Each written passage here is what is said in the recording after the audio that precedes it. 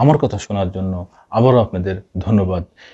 এক যুগ পরে খালেদা জিয়া সেই ক্যান্টনমেন্টে সেনাকুঞ্জে, যেই সেনাকুঞ্জ থেকে ক্যান্টনমেন্ট থেকে শেখ হাসিনা খালেদা জিয়াকে বের করে দিয়েছিলেন, খালেদা জিয়া কাঁদতে কাঁদতে বলেছিলেন, আমি এর বিচার আল্লাহর উপরে দিয়ে গেলাম, আমি এর বিচার জনগণের উপর দিয়ে গেলাম।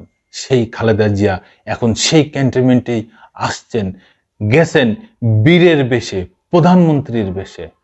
সেই অনুষ্ঠানের মধ্যমণি হয়ে তিনি বসেছিলেন এবং অন্তর্বর্তীকালীন সরকারের প্রধান উপদেষ্টা ডক্টর মোহাম্মদ ইউনূস বলেছেন, খালেদা জিয়া 3 বারের প্রধানমন্ত্রী, আপনি এই অনুষ্ঠানে উপস্থিত, আপনাকে পেয়ে আমরা গর্বিত, আপনাকে পেয়ে আমরা আনন্দিত। আর কি লাগে রে ভাই?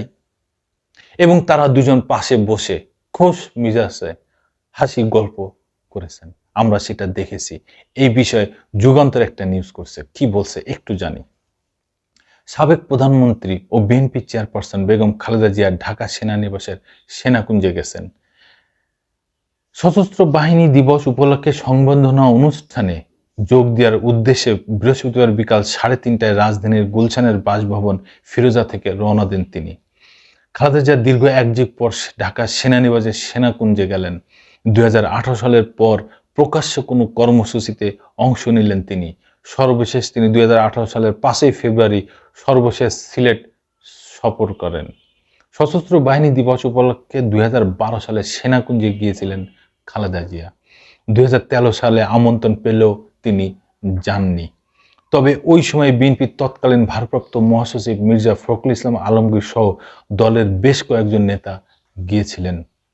এরপর আর ওই দিবসে বিএনপির নেতাদের আমন্ত্রণ জানানো হয়নি। খালেদা জিয়ার পাশাপাশি 2009 সালের পর এবারই প্রথম বিএনপির ভারপ্রাপ্ত চেয়ারম্যান তারেক রহমানকে আমন্ত্রণ জানানো হয়েছে। এই বছর সশস্ত্র বাহিনী দিবসের অনুষ্ঠানে মোট 26 জন আমন্ত্রণ পেয়েছেন। দর্শক বন্ধুরা, একটা জিনিস ভাবেন, শুধু খালেদা জিয়াই নয়, তারেক রহমান তিনিও আমন্ত্রণ পেয়েছেন এই সশস্ত্র বাহিনী দিবসে, সাথে আরো 26 জন নেতা।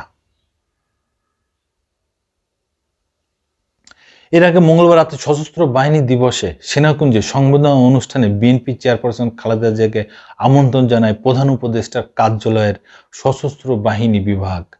রাতে সেনানিবাস chief of general staff lieutenant general Mizanur Rahman Shamim এবং সশস্ত্র বাহিনী বিভাগের principal staff officer lieutenant general ASM Kamrul Hasan এই আমন্ত্রণপত্র বিএনপি চেয়ারপারসনের কাছে পৌঁছে দেন। এদিন দুপুরের দিকে বিএনপির ভারপ্রাপ্ত চেয়ারম্যান তারেক রহমান, দলের মহাসচিব মির্জা ফখরুল ইসলাম আলমগীর সহ 26 সিনিয়র নেতার নামে আমন্ত্রণপত্র গুলশানের চেয়ারপারসনের কার্যালয়ে চেয়ারপারসনের একান্ত সচিব আব্দুস সাত্তারের কাছে সেনা কর্মকর্তারা দিয়ে যান। সেনাকুঞ্জের সংবর্ধনা অনুষ্ঠানে প্রধান উপদেষ্টা অধ্যাপক মোহাম্মদ ইউনূস প্রধান অতিথি হিসেবে উপস্থিত ছিলেন। হ্যাঁ, এটাই বাস্তব, এটাই সত্যি। ধন্যবাদ বন্ধুরা, আবার আসবো নতুন কোনো কথা নিয়ে, নতুন কোনো ঘটনা নিয়ে। আমি প্রিন্স।